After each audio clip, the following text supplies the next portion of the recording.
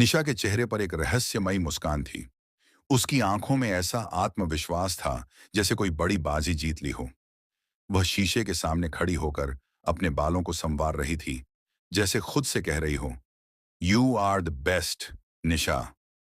उसकी आंखों में एक चमक थी और होंठों पर एक तिरछी मुस्कान।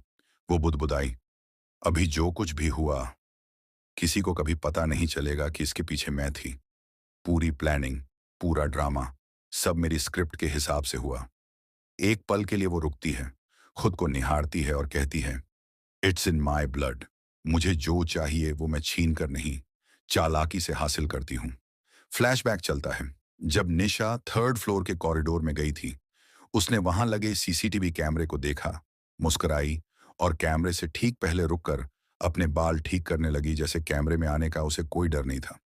थैंक यू, उसने कैमरे को देखकर कहा, मानो वो किसी इंसान से बात कर रही हो।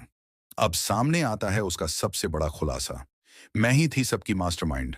मैंने ही विक्रांत से कहा कि मुझ पर हमला करे, ताकि आदित्य की सारी केयर और सिंपैथी सिर्फ मेरे लिए हो। इसी बीच वहां ईशा पहुंच जाती है। उसकी चाल तेज है और चेहरे पर गुस्से का साया। जैसे ही वह निशा के पास पहुंचती है, दोनों की आंखें टकराती हैं। ईशा गरजते हुए कहती है, तुम तुम मेरा पीछा कर रही हो? निशा एकदम शांत, लेकिन उसकी आंखों में चुनौती की चमक।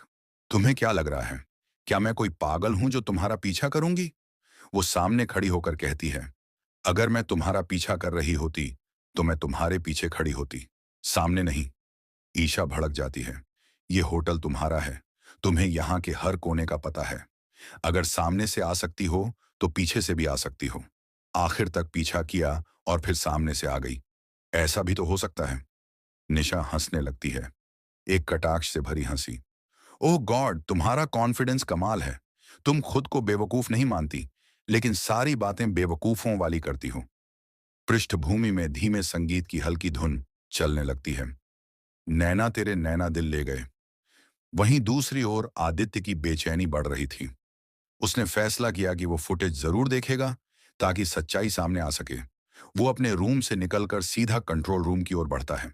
गौरव आता है और कहता है, सर सीसीटीवी रूम तैयार है, आप देख सकते हैं कि उस वक्त कॉरिडोर में कौन था। लेकिन तभी ईशा जिद करती है, मैं भी साथ चलूंगी, मुझे भी वो फुटेज देखनी है। आदित्य झुंझला जाता है, तुम्हें क्यों देखनी है फुटेज? क्या वजह है तुम्हारी?